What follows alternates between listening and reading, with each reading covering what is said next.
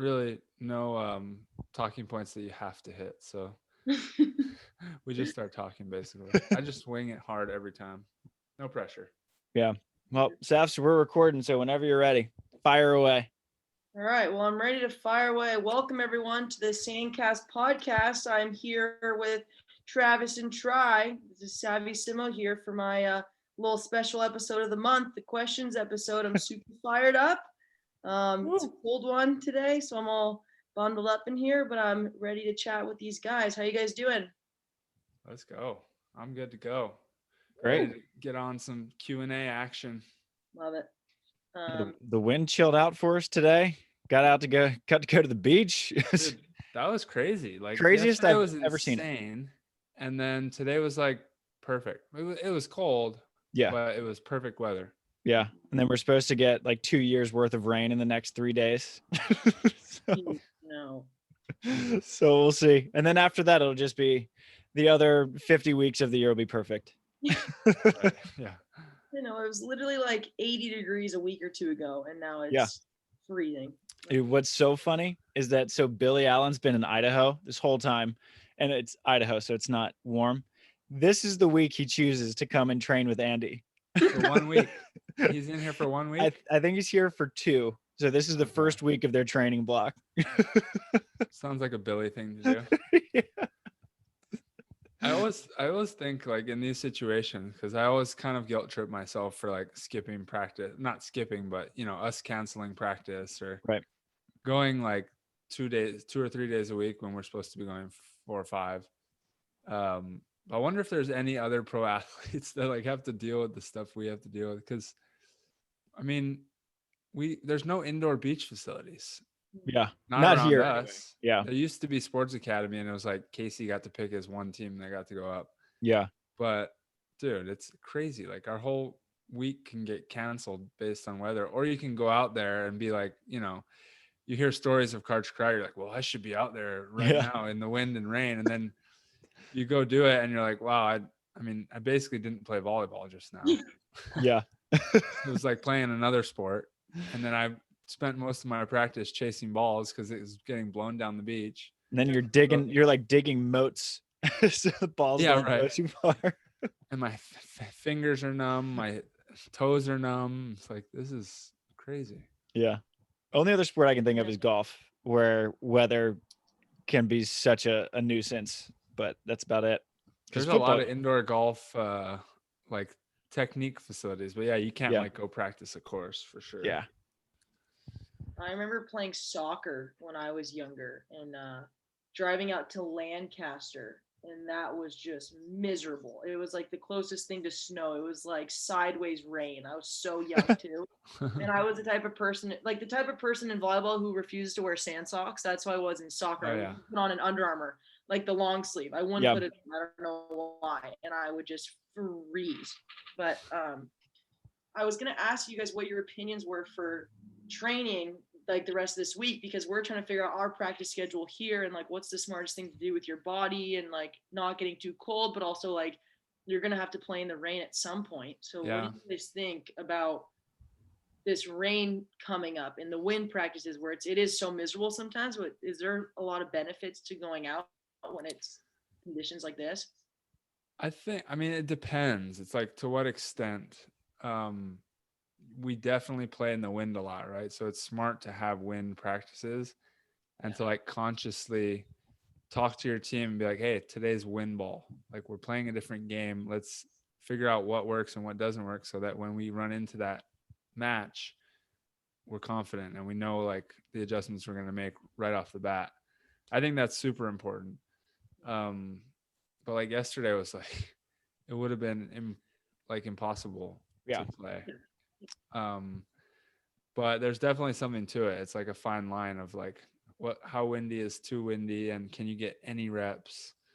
And then if it's rain and not as much wind, then you can get some reps. It's going to be even colder.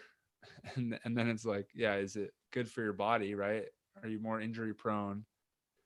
But I don't know. You just have to make the decision for yourself, I guess. I think I think because there's always something you can do to be getting better. So I think you just need to make a choice. What between playing, watching film, lifting, and stretching, what are the best way I could use that 2-hour block? And like yesterday, you're not going to get better at volleyball if you go out there in that kind of wind, because like you couldn't throw a football over the net. Like it was too windy. So me and Delaney, we went and we had like an extra long lift, stretched a lot, rolled out a lot, and then we peppered like in our kind of garage area, which is blocked off from the wind. So that was an easy way for us to still get touches and lift and still get better at volleyball without trying to go battle the elements, which would have just been ridiculous and unnecessary. Yeah, we just went out and did we had a film session, our team. That was our way of supplementing practice. Yeah. Having practice. Just find a way to get better. There's always a way. Yeah. Always a way. That's true. So I was talking to Travis before you hopped on, about my schedule and what practice has been like. And Colin Wilson, he asked, what is the most anticipated college match of this season? And as a college athlete, I'm very curious to hear what you guys think. You don't have to be biased because I'm here either. So I'm just curious, as talking to someone who's not in it. I want to know what you guys think about that. Well, I'm so interested to see. I think that this USC team, all due respect, Sav, is probably the most talented college team ever. Yeah.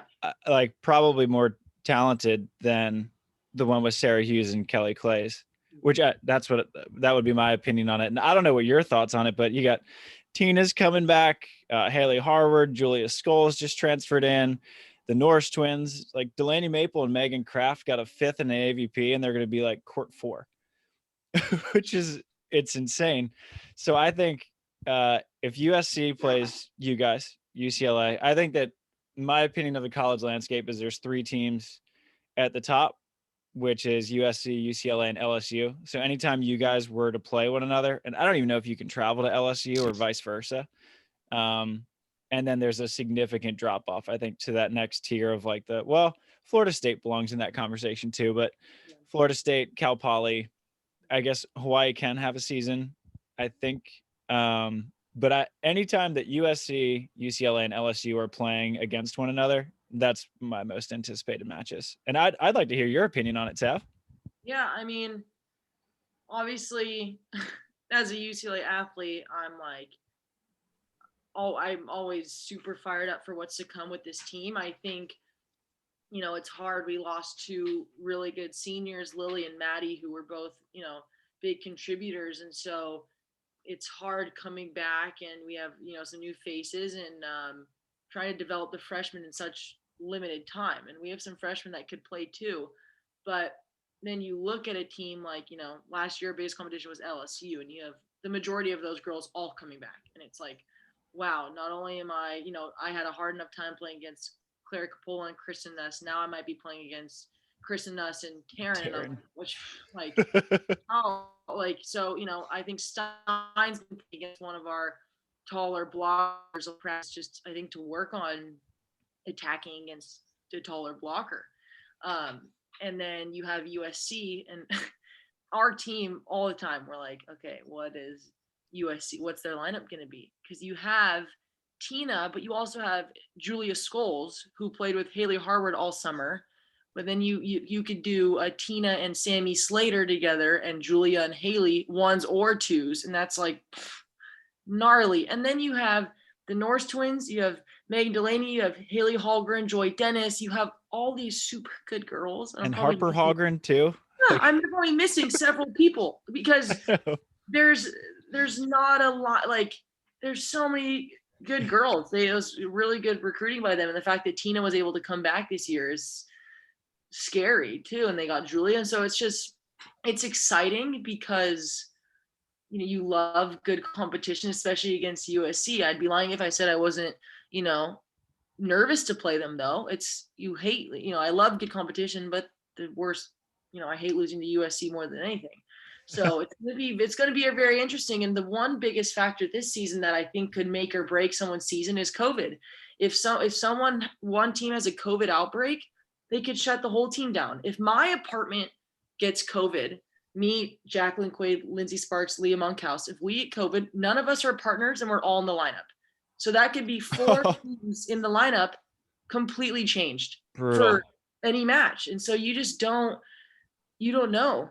You have no idea what's going to happen. So it's going to be a very interesting season where we have a lot of young faces. So we're going to have to, I don't think there's any one spot on my team that's like a lockdown win. Usually like our 4s and 5s are like a lockdown win. This year, it's like, you don't know. I don't know who I'm going to be playing. I don't know who's going to get COVID. So there's a lot of uncertainty, which makes it more nerve wracking, but also more exciting. We'll see what happens. Yeah. I think exciting just in general, right? Like the fact that a handful of you should and could easily be playing professionally right now, or are some of you, but instead you're back playing in NCAA because of the circumstances of this year. That's got to be the most entertaining season of all time potentially, right? At least like the hype leading up to it. But then you throw in like the fact that it's going to be a battle of adaptation, which is like what our team's kind of talking about, is like whoever adapts best is going to win here. Like that's the situation here. So much value can be lost and gained from a little injury or COVID or just a little mess up, not following the rules. So I don't know. I think it's just set to be like one of the coolest seasons ever, potentially most entertaining and like, good high level. Yeah, absolutely. For sure. Speaking of your team try, you guys, you and Savvy are sharing a coach now. Yeah, really? How's that? Oh, he's awesome. He actually mentioned you today. We had, I was telling Travis this earlier. We had some girls struggling with like pulled hamstring or quad. People had a hard time getting warmed up because it was really cold today and we practiced in the shade. He's like, you know what? You know who has the longest warm up ever? Try. He comes out like 45 minutes before practice. If you practice at 10, he's out there at 9:15 getting warm. You guys got to start doing that more. It was just funny. I'm like, hey, I know him. Oh, sorry, guys. Sorry about that. No, I think it's good. It's funny because Jose teases me about that all the time. Yeah. It's good to know that deep down he actually appreciates it. I think he does, because we're all out here limping and crying, and he's like, maybe you guys need to warm up a little earlier. Get out there and get started. It's because you kind of want to, when you're on a team, you want to kind of do what the team's doing, but some people need a longer shoulder warm up. Some people need a longer, leg warm, like get their legs warm. So it was funny that he brought you up. I thought that was awesome. But he's been great. We have him, I think, 3 to 4 times a week. And I watched film with him last night, only for like 20 to 30 minutes on serve receive stuff. And he's just so rad. He's so funny. He's like, look at that. Look at your approach. That's not okay. And then the next one is like, I have a good approach. He's like, oh my gosh, look at that. And he's just all about positive reinforcement and his little accent. He's just rad. So it brings, and he has a lot of experience with Jenny and Stein as well. So he gets along with them, and we all responded to him super well. I wish he was there more because he's awesome. Yeah, it's exciting. He's super positive in every way, but he's also like it's tough love for sure. So be ready for that part of it. It's a good balance though, because he'll get on you if you don't do something right, but the second you do it right, it's like, there it is. This is what I wanted from you. So it just makes you feel good. You're working hard towards something and you do it and you totally get that feedback, which is which is what we need. So here's another interesting question, especially with a lot of us college athletes trying to come into the AVP next year. Josh Tagg asked, if no Olympics happen, will this be the greatest AVP season since its newest revival? Oh, that's interesting, actually. I think it would have the potential to be so, but I don't think it's necessarily if the Olympics happen or not. I think it'd be more if the FIVB would be happening on a bigger scale. Because like even if the Olympics aren't happening, like you're still going to go to Doha and you're still going to go to majors if they're happening. Yeah, but I would try to take advantage of like, if it's a 5-star over a lower level AVP, okay, first of all, USA Volleyball is paying us salary. So we can't just be skipping out on events just for nothing. But I would definitely prioritize AVP way higher if it wasn't for Olympic points. Technically, this is the first year of the, what do you call it? It's not a quad anymore. It's just 3 years, but it's the 1 year that we're not going to be in Olympic qualification for Paris. So that would be the time to play more AVPs. And I've said it a lot. Like, I hate how many AVPs I've missed over my career. I think it just paints a completely different narrative of what it could be. And I think it could be, actually. I mean, a lot of the players are going to prioritize it. And if AVP can somehow not schedule over like just the biggest ones, we could be there for all of them. And then the fans can watch all of them and actually like look at the standings at the end and be like, these are straight up the best teams. And this is exactly what happened when they all went head to head. And I think it could be. Yeah.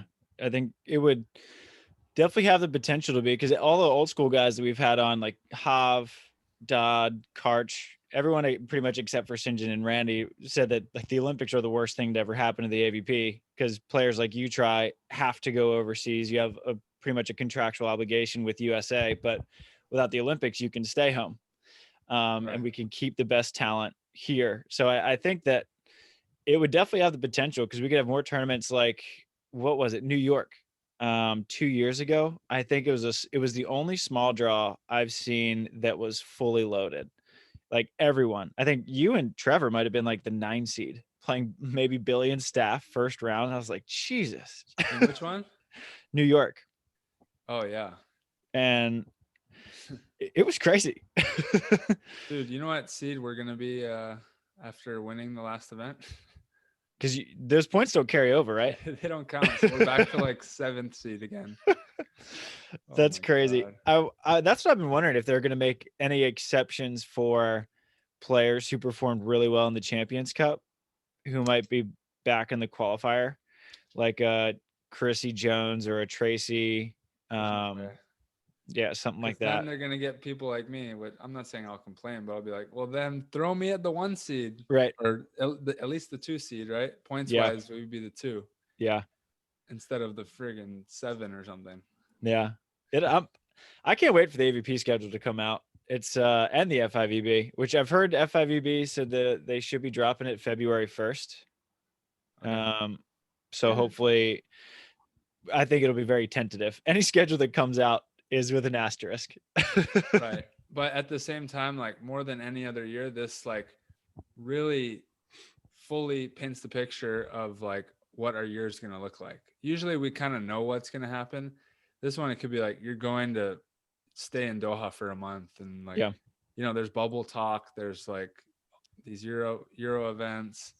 There's events that like, no way these are going to happen, but like, they're just rumors. So I don't know. February 1st is going to change a lot. Dude, it's interesting because I signed up for the Doha 1-star with A-Rob.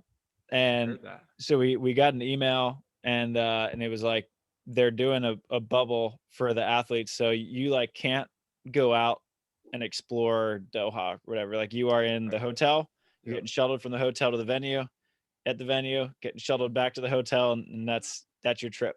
Mm-hmm. So it's it'll be interesting if they can pull it off. Oof. And cool that they're having a women's event in Doha for the first time. That's going to be an interesting one. Yeah, for real. I believe they'll probably just wear like what college women wear. Probably that, or what? So what? Spandex, though? What Delaney did in Tel Aviv was she got like a religious exemption. She got wore a men's jersey, so she had a tank top and kind of college shorts. Oh, so she's playing on the world tour. She would do that for all of her world tour events? Yeah. And they like made an exception for her because she was like, hey, this is like a religious modesty thing. Can I get a guy's jersey? So she had a guy's tank top. Oh, interesting. And they let it fly, which is pretty cool. So I'm assuming that they'll do something similar to that in Doha, though. I don't even know if women can show arms. Like they might have to go long sleeves. Oh, I hope it's not hot. I think it's summer over there. So so we'll see, but it'll be fun to have something on the schedule again. definitely. Sure.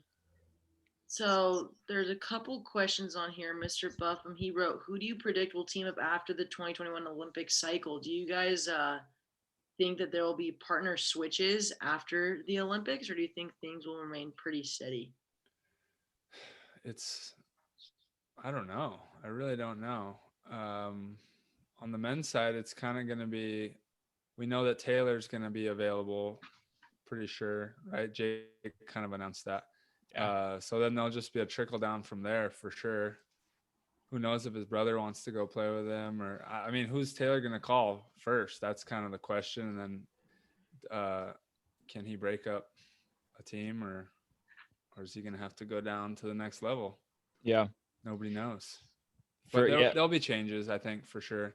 I feel like Casey, he might keep playing, but Budinger said he wanted to be World Tour. I don't know how long Casey wants to be on the World Tour, so that might be a little change up there too. Yeah. Well, I feel like Chase is using this year as like a kind of an investment, like a points investment year with Casey to keep his points up, because obviously Taylor's going to be available after Tokyo. And so whatever Taylor does, there's going to be a massive trickle down. So I feel like, and Casey, even after him and Chase broke up, like when we had him on the podcast, he's like, old Casey would have said like, "F you, Chase." Like, we had this great season, but he was like, "Dude, I hope you have success. Like, go win some events." And so like, he wasn't mad at all. And so when Chase asked him to play, he's like, "Yeah, of course. Like, I'll help you out." So I think Casey's helping Chase kind of get on the world tour. And I think it's also helping Casey stay on the USA stipend and gets a couple benefits. Does Casey have points from last year? I I forget think how they him did. and Chase together, I think they're our 4th ranked team. Really? Because Yeah. Cam didn't have any points. Kane's got 0. And so Theo probably has more than both of them, I would guess. Yeah. I don't So even remember what happened in 2019. I'm trying to think of what so there's obviously our top 3. And then there's what I think Casey and Chase. Okay. And then I want to say, depending on how many points Theo has, but either Kolinsky and Miles Evans or Cam and Theo. So 4, 5, 6 are really interesting. List? I'm 1 spot behind Bill, so I'm our 7. Ooh. Dude, Delaney pointed that out. I was like, man, I just got to hang on till these old guys retire. Yeah. Get into the top, 5, and you get paid? Yeah. So hanging on. And I'll see you at the facility finally. Yeah. Nice.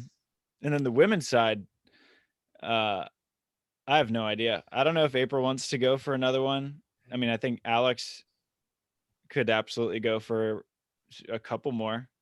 I could see Alex and April staying together for sure. I think Clays and Sponsel might be together till 2042. So there's a little romance there. There is. They're like sisters. Yeah. And then, gosh, who else? Well, I don't know if Emily Stockman's gonna keep playing after this one. I feel like she's getting like super into like mountain biking and camping, and I don't know. I think Kelly Kolinsky will play as long as her legs can go. So I think that'll be.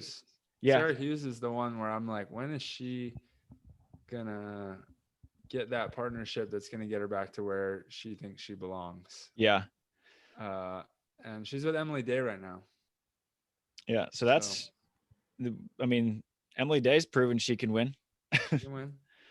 Yeah. And then there's Chrissy Jones. I know that Sarah was thinking about playing with Chrissy, and she's kind of floating around. And so there's a couple players with like fair amount of points. The fact that the NCAA is just absolutely stacked with talent. Like, yeah. There's no guessing. Yeah. That's what actually Kristen Nuss messaged me today and asked if I knew anything about the FIVB schedule. So I think she's ready to do some world traveling.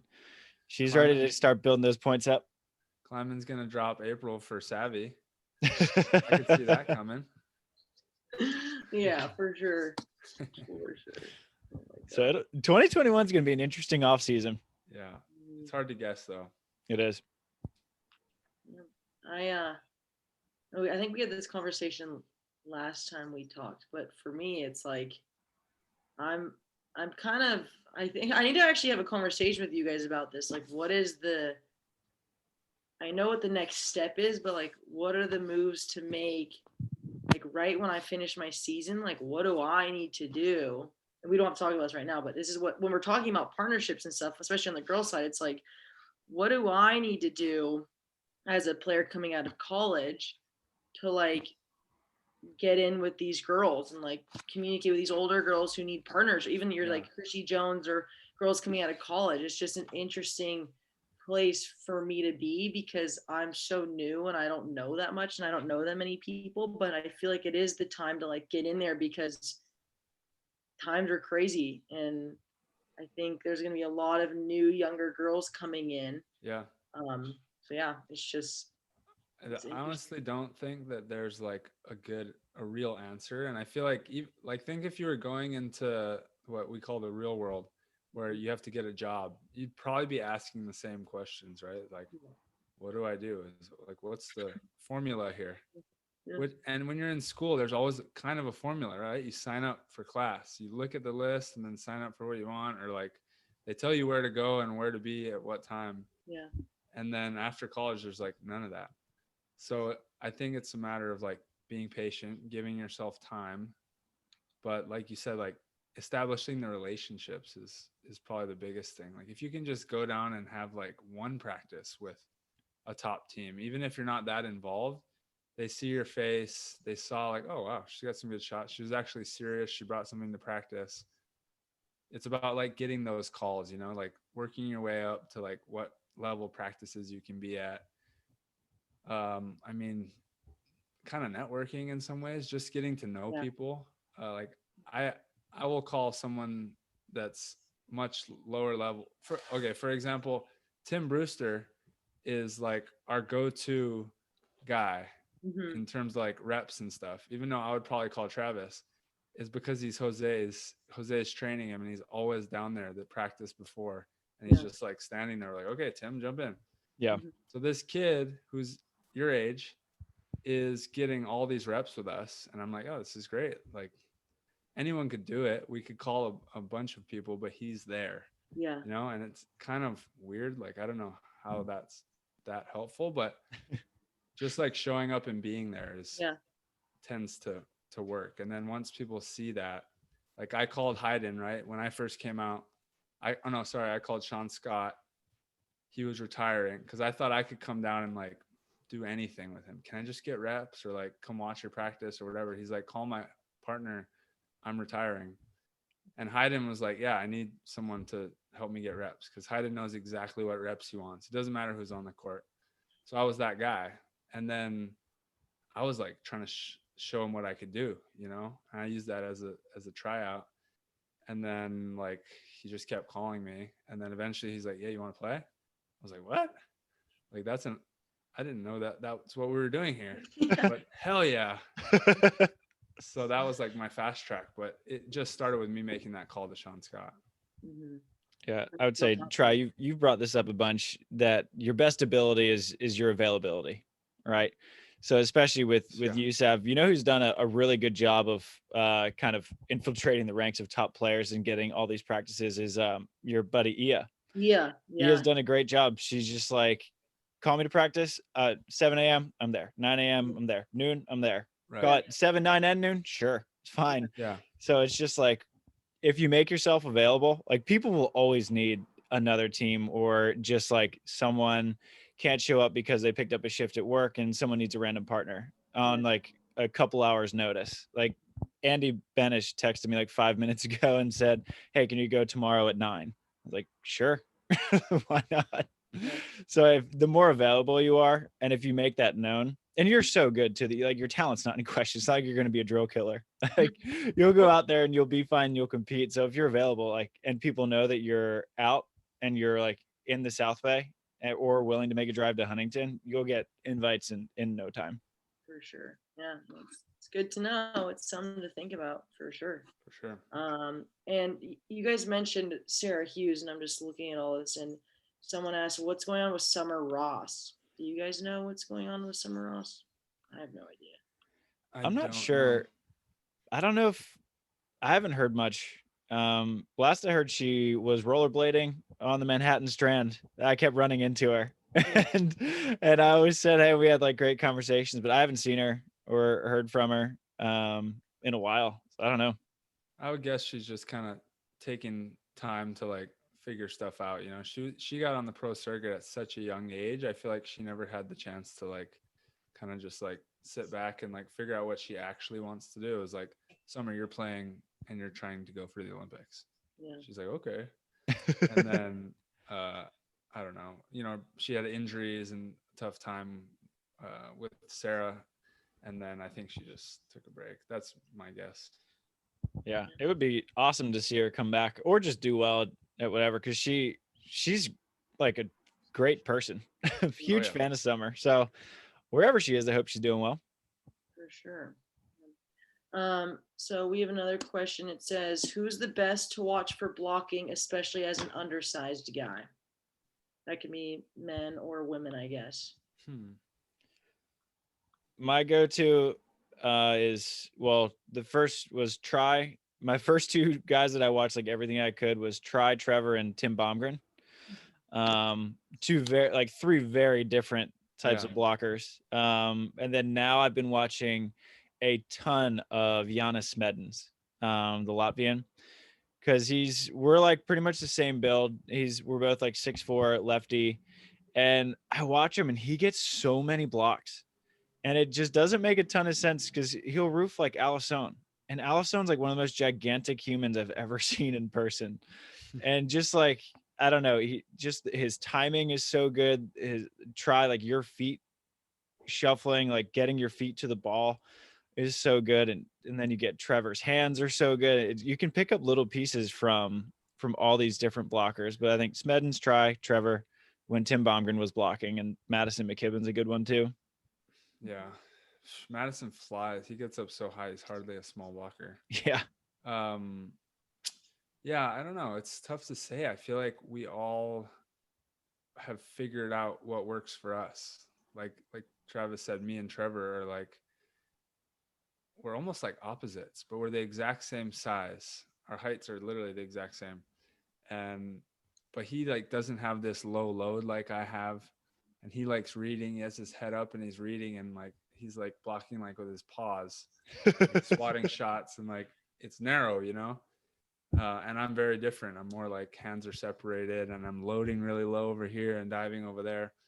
I think you got to figure out what, first of all, your like physical attributes are. Like, can you get load like me? Like, you just need flexible hips. Like, Giannis loads really low. Anders Mole, me, Piotr Cantor is way down there. Cantor, Brill. I mean, there's a lot of people, but then there's a lot of people who just like load like 6 inches.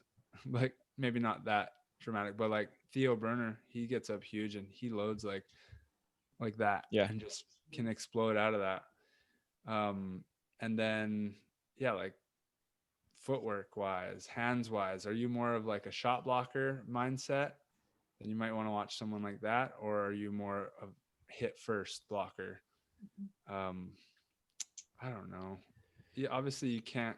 You can watch the like first guy that came to mind for me was like Anders, even though you can't really compare because he gets up so high, he's so big, but he's making really good technical moves. Yeah. It's just the net's basically lower for him. So just think about it like that, and you're gonna get like this, and he's gonna get like this. Yeah. But like he's making good moves and setting his feet up in good spots, which is why he's like, we've seen big blocks on the world tour, but big blocks that are making moves like that is like, that's really hard to get around. Yeah. Oh, and a great one actually is old videos of Pedro Solberg. Because he's only 6'4", 6'5", and he was the 2008 blocker of the year for the world tour. And that was like the height of Phil's powers. That was when he and Todd won gold. So if Pedro was getting best blocker over Phil Dahlhauser and he's 6'4", 6'5", he's a good guy to watch too. Pedro's great. Kirsten West says, talk about the best ways to train your mental game, especially when you're not performing well. That was a good one.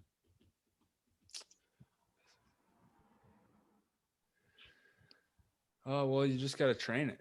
So like pretend like it's passing, right? Like you got to go out there and get reps of like feeling it and feeling what it's like. So going into a practice and being like, okay, I'm not going to focus on my technique here. I'm going to focus on where my head's at. Like that's the actual mental reps. And then like every time I swear or say something negative after a pass or a hit or an error I make, I'm going to pay attention and acknowledge like how I react to it, you know, or I'm going to acknowledge that I did that and said that negative thing and then fix it by saying something positive or like, you know, so then it's just, you're just getting these reps. I mean, there's a million exercises you could do.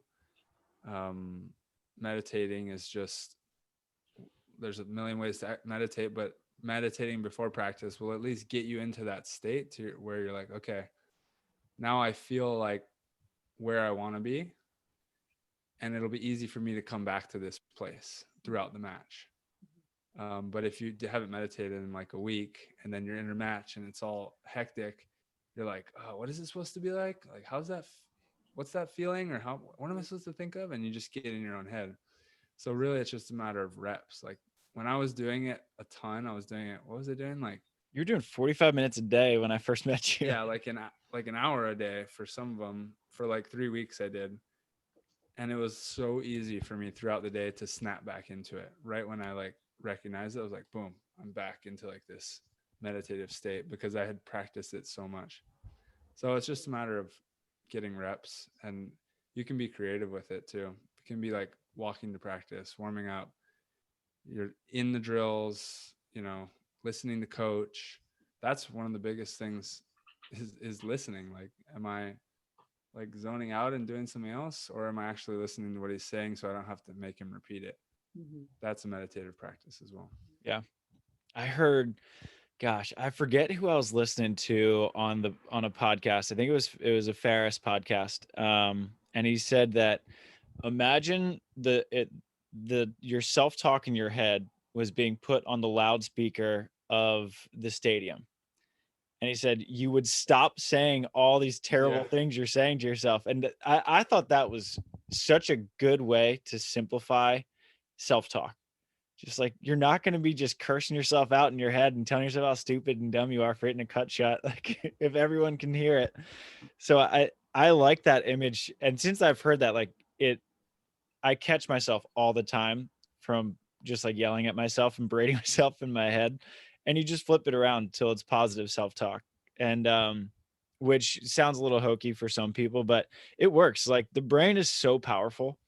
But you do something that I don't even know if you're aware that you do it, that I actually love watching, is that when you get blocked, like for the first time of the match, like a lot of guys will get upset, but you'll like kind of like walk back and you'll be like, all right, that's fine.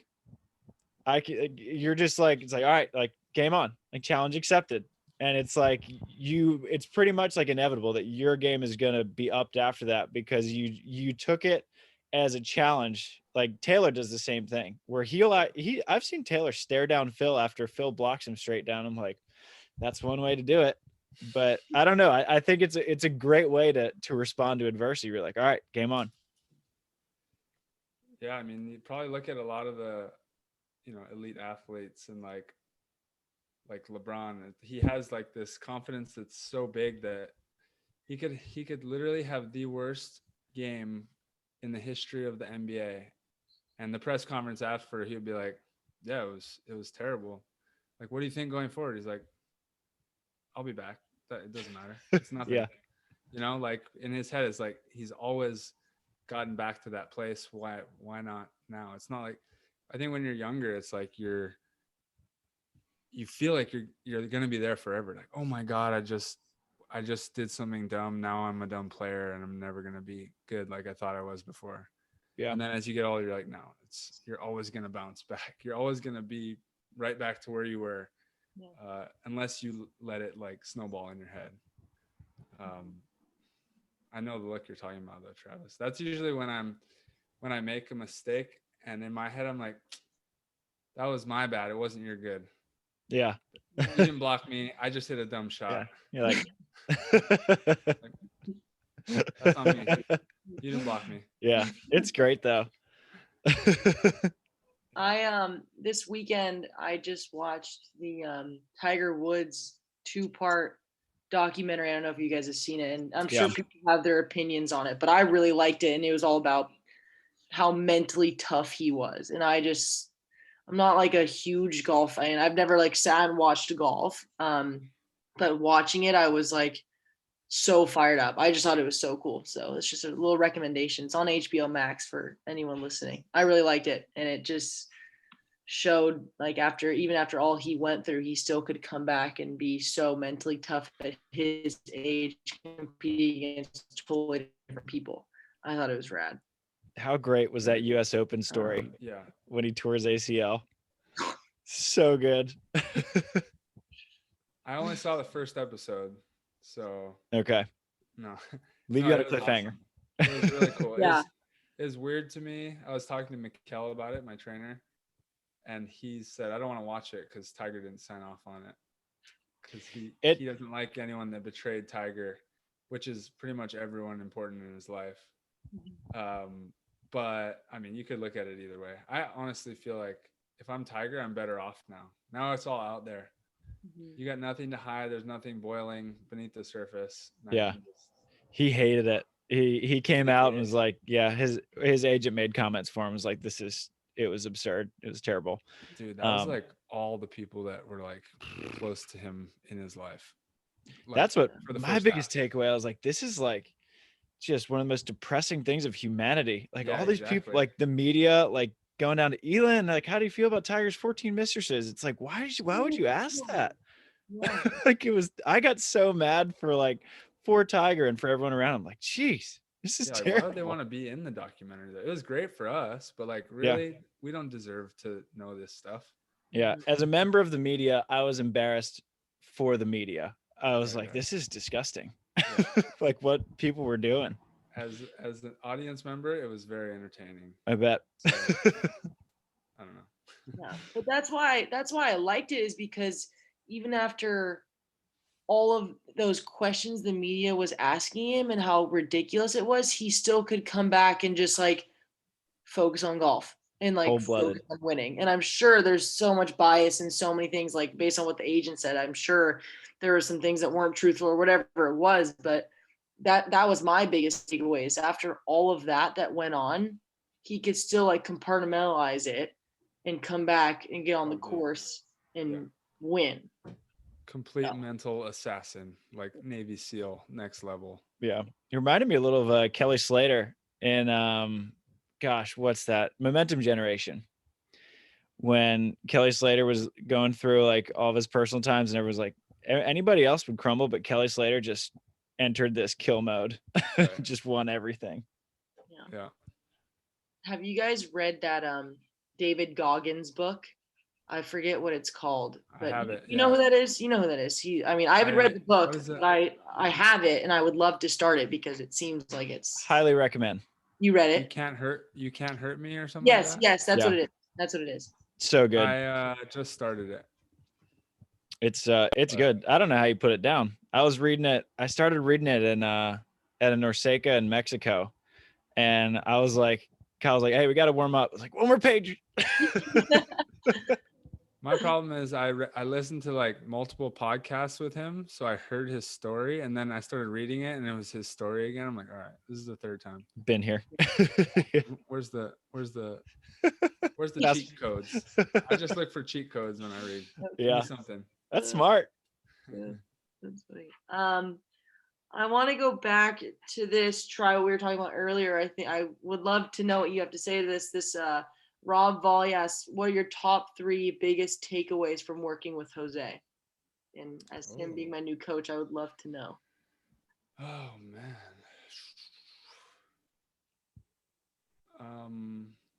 Well, one of my favorite things about Jose is his like humbleness, his ego. It doesn't even play a factor at all for someone who's in the Hall of Fame and like as great as he was. It's like doesn't even exist for him. And what that does is first of all, it makes us trust him, everything he says, because we know it's not coming from an egotistical place. but he's like an ultimate learner as well. Like he is friends with ultra successful people, ultra educated, ultra this and that, lives in Manhattan Beach, but he studies every night and is just like working hard to get his bachelor's degree because it's like what he wants. And he, if he doesn't understand something, he'll ask. He's just an ultimate learner. And for our team, it's been so amazing because he's just like keeps evolving. He's going to like working with USOC people, working with anyone and everyone, fully taking advantage of any resource that's in front of him. And it's never like, I got this. Like I'm Jose Loyola. Like I've been here, done that. Like, listen to me. It's always like, what do you think? What do you think? What do you think? What more can we learn? And that's huge for me. Um, I've had great coaches throughout my career, but there's usually like a little bit of me that like can't fully trust at times, you know, where I'm like, I'm going to go with my own instincts on this one or something like that. But for him, it's like, there's no ego involved. And he'll like teach me things that I told him. He's like, remember what you told me at this time? I was like, damn, you were listening. Like to know that a coach listens to you that intently and will like bring it back halfway through the season and like feed it right back to you at the right moment is huge. So I think that's probably the biggest is just like he's a learner, as Tyler Hildebrand calls it. Other than that, I mean, hitting, he's been working with me a lot on hitting because he went through a phase in his career where he was just the guy that could jump really high and hit really hard, and he would just hit angle over or past people all day. And then people started getting on him like he heard the rumblings, Jose can only hit angle. So he worked on his high line. And then Jose can only hit angle and high line. He worked on another shot. And he like, you know, built this beautiful game, like this full complete game, even though he didn't really have to. But he helps me with that is like hitting high lines, but at the right height with the right trajectory, hitting the target, hitting the cut shot at the right pace and getting it down to the sand quickly. So attacking, Jose's really great with, feet to ball, that kind of stuff. He really knows that at a really high level and understands angles and stuff. Blocking is interesting because like I have a lot of my own tactics and stuff that I built up my book of blocking with John, and it's very different from Jose's. Luckily he's open-minded, so it's easier for me to trust him because he listens to me. But he has great blocking advice too. It's more Brazilian style where you get both hands on the ball, and penetrating and lining up on the ball the right way is really big for him. So like getting which shoulder, which hand are you going to line up on the ball based on what your call is and what you want the defense to figure out. But I mean, there's infinite things. Those are just kind of general. Have you watched a lot of Jose film? I wouldn't say a lot, but a decent amount. It's Dude, fun to watch. He's fun to watch. Holy cow. He could fly. And he's skilled. Like he's one of those skilled guys where you're like, okay, he's the big jumper, big guy for back in that day. But, you know, you put him on defense and what's going to happen? And he's like an elite defender for sure. Just like a lot of those guys were back in the day. Yeah. Dig you like any which way. And his confidence was just like through the roof. That's what I was talking to Dodd the other day, and he said that there are two players he's seen that when they walked onto the beach, he immediately knew that they were going to change the game. He said one was Mike Whitmarsh, who was like the first true big blocker, because Stoklos and Hovland were like 6'4", but Whitmarsh came out and he was 6'7", like the first big dude on big court. And he said the second was Jose Loyola. He's like, the second I saw that dude come onto the court, he's like, this game was going to be different. Interesting. You guys got a good coach on your team? We're lucky. We've had a lot of good volunteer assistants. We've gotten really lucky. We had let's see. We had Jeff Alzina was so rad. We had Irene. We had, who was it last year? Jeremy. Jeremy. Yeah. We only had him for a short period of time. And he was also, trying to compete and stuff, and as was Irene. And so it's interesting. It's interesting. You get a different perspective from people who are currently playing versus people who have already played. So like Jeff and Jose were a little bit different than Irene and Jeremy were, because they were like current players, and then we had some ex players. So it's cool to get feedback. And then obviously Stein and Jenny are legends too. So you get a whole different, all this different feedback all the time. So yeah, we're very lucky over here. Yeah, I was curious to hear about Jose, just because he's so new with our team, but he just seemed like everyone like loves him, and his energy is probably like the biggest thing too. Yeah. Like he's like talking and yelling the whole time. Like there's no doubt that he wants to be there. Yeah. You know what I mean? Yeah. Savi's going to do next month's podcast in Portuguese. It's like, all right, we're taking this Jose thing real serious. Capriccio. Take care of the ball. That's the only one. No. The biggest thing with me. He gets on me so much because I'll make difficult plays, but then the easy one where it's like tight to the net and I'll like overpass it and they'll just like bounce it. I'm like, yeah. He just hates when I do that. I mean, I hate when I do that. He made up a rule the other day that we have to pay $10 every time I do that. And it's the barbecue fund for the whole team. And I was passing everything off the net today. All the short balls, pulling them. Yeah. Oh my gosh, that's hilarious. Capriccio. I know. Actually, I think Fiapo taught me that one, but Jose says it at practice all the time. And now Stein says it too. Everyone's got it. Yeah. So we have several more questions. Let's just see. Right, we can be a little quicker, probably. I'd say let's pick. Ones? We're close to an hour, so maybe two more. Two more. Okay. Or we can do a speed round. Or a lightning round. Your choice, Sav. You're the moderator here. So. I mean, we have some good, like, I'll ask like two or three more. I have some good ones lined up here. Joe Meserve, he asked, what rule change would you like to see in the game? What rule would you like removed? That one folded on here. Easy for me. Take out the freeze.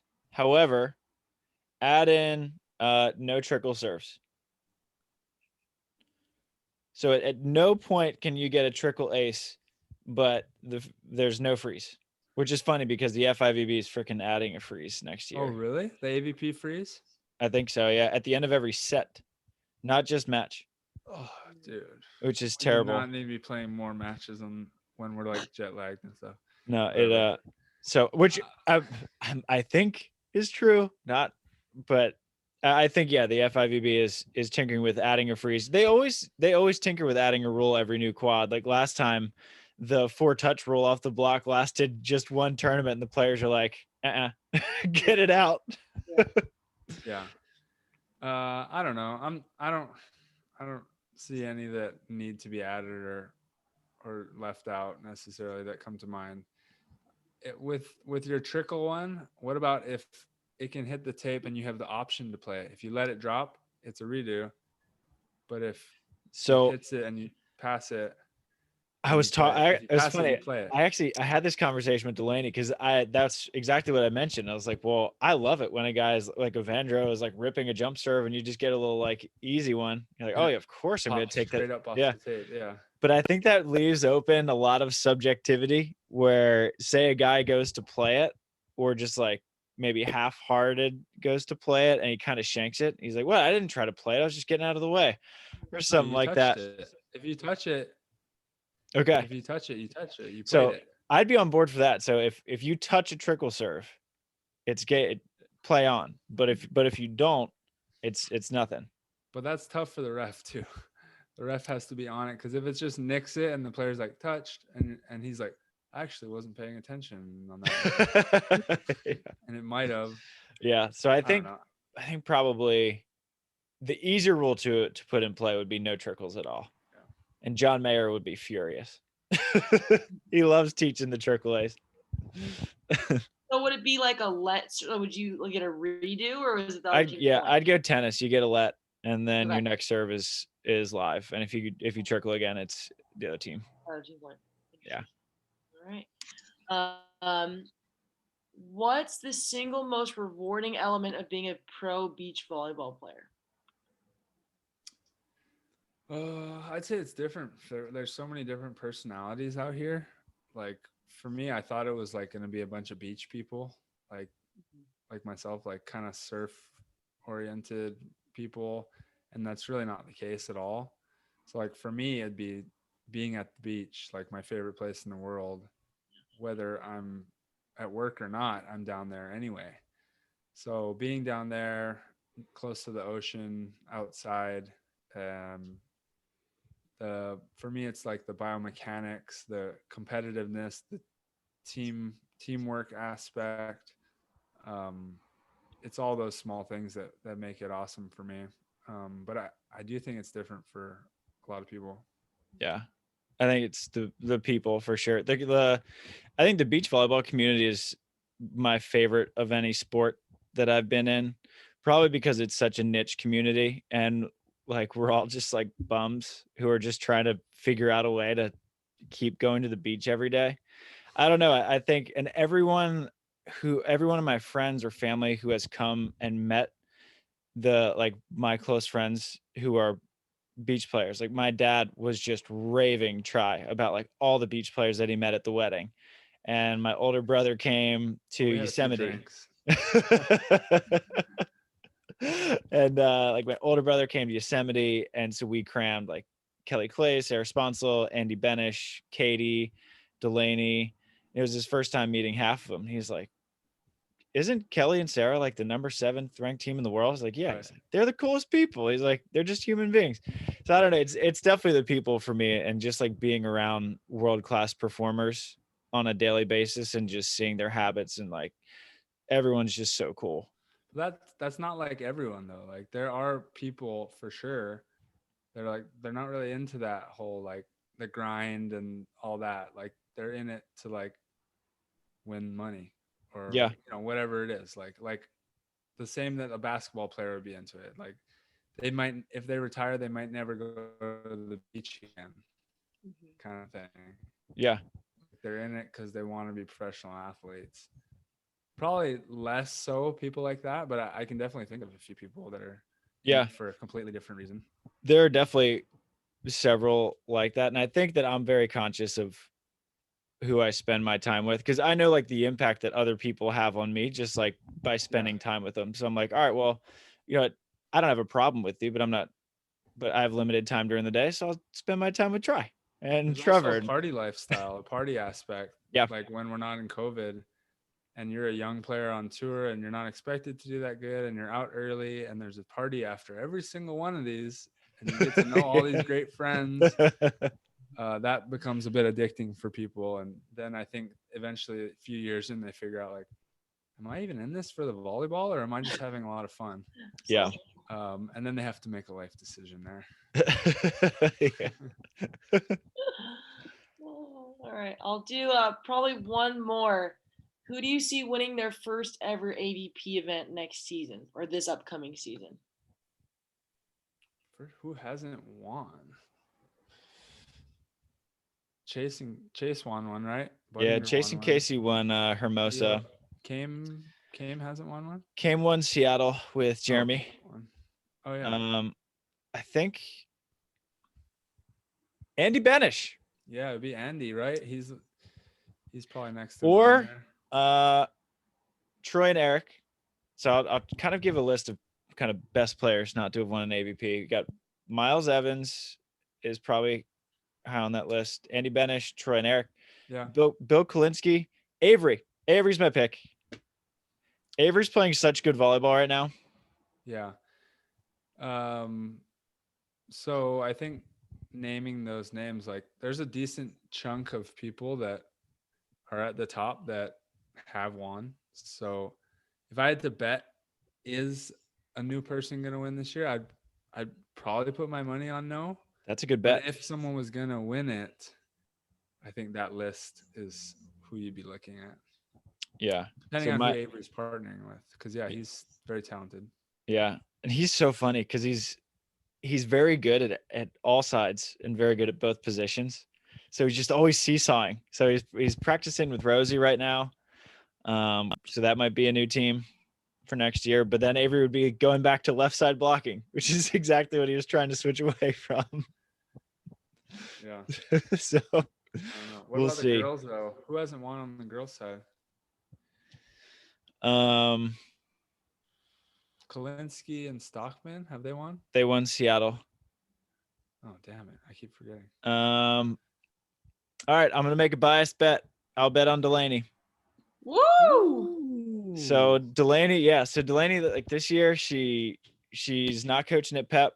So her winning the King of the Beach in Florida, I think, opened her eyes. Her eyes were already open to like how good she could be, but she was like, okay, well, I could actually do pretty good at this. So she's like focusing full-time training. She's figuring out like what to do to get sponsors and how to actually kind of do this full-time. So she's working with Evie a couple days a week. She is working with a strength coach at Pepperdine for lifting. So she's doing all the right things to do it full-time. So that's my pick. And so she's the breadwinner. I'm just the trophy husband. Love it. That's every man's dream. Yeah. I mean, yeah, Delaney's been doing so well with just like from my perspective, it was like, yeah, I'll play. You Yeah. know, like, I already coach, so yeah, I'll jump in. And like my brain's working in the right ways for volleyball. And the fact that she's committing fully, Yeah. I'm excited to see that. Is there a set partner or it's just she's open kind right of now? going in between a couple. Yeah. But she had this funny moment of realization the other day where, cause she's been working with Evie and Tracy a lot. And then she gets out with other coaches too on kind of different days of the week. And then, so she just had a normal day with just like 4 girls. And she's like, wow, I can't believe like, this is what I did last year. It's like so hard to get better. Cause when you just go out with 4 people, you got to figure out like, all right, well, this girl wants to get better at this. Right. This girl wants to do that drill. But when you have a coach just getting you like focused reps for an hour, like she was out with Evie today for an hour 15, just blocking. Yeah. And she was like, I can't believe that I was getting better doing what I did last year. And he's a good blocking coach too, because he's The worked with best. Hayden so much, and Hayden's really good at like knowing what he wants the blocker to do in front of him.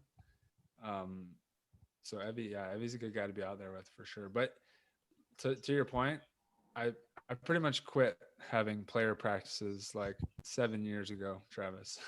Yeah. I don't know the last time I just showed up with guys at the beach. I It's- just like once I've tasted like the efficiency and value of having a good coach there and like intention behind everything you do, I'm like, that's all I'm doing. It's I'm hard to go obsessed with back. it. Yeah. Not that there's not value to it, especially in the beginning. Like it's kind of your only option. Yeah. Right? But When you first I come feel up. like to take that next step, kind of jump from one tier to the next, it's almost, you have to work with a coach. There's no question about it. Mhm. Yeah. So, but I think probably good on time, about an hour mark. So Saf, well, I guess before we go, what's your next couple weeks looking like? I know we were talking earlier about your schedule. I don't know like what you can kind of let known to the public what your UCLA schedule looks like, but when can we expect to see you playing again? Yeah, so our tentative start date is February 25th. We have a couple dates on the schedule that are in red. I think they mean it's either not sure or we're not sure if the team's going to be able to compete. So again, it's kind of like the FIVB thing where it's up in the air based off COVID and traveling and everything. So as of now, it looks like we're going to have a legit season starting in about a month. So for the next couple weeks, we're going to start locking down teams, which I think we're pretty close to doing, and then just try and keep our bodies holding up and keep grinding because we're just dying to play games, as I'm sure you guys are too. We haven't played matches in forever. I haven't seen a referee in a year, so it's just it's weird. It feels weird to just keep training, and it's like, okay, what are we doing this for? Oh yeah, we actually have games coming up. So we have about 3 to 4 more weeks of practice, and then we dive right into season. As you guys know, it's pretty short. So we're like end of February to beginning of May. So it's only a couple of months. So I'm super fired up. I think we have a lot of potential, and we should lock it down for these next couple of weeks. I'm super fired up. Super fired I'm up. fired up Love for it. you. Excited for you. It'd be Thank fun you. to see you guys play again. Oh yeah. Hopefully it's all live streamed and stuff. I don't think we can have spectators, but I'm hoping that they not televised, but at least live stream it so people can watch. I'm sure they'll figure something out. Yeah. People always do. People get creative. Exactly. Technology nowadays is pretty good. Yeah. Volleyball is officially almost back. Almost. That's No, no, no. We can finally go play. Yeah. All right, guys. Well, Sav, great to see you as always. Great to Try, see good to you have guys. you back as always. And Good times, guys. yeah. Catch you next month, Sav. Woo! See you guys. Shoots. Good night. Shoots.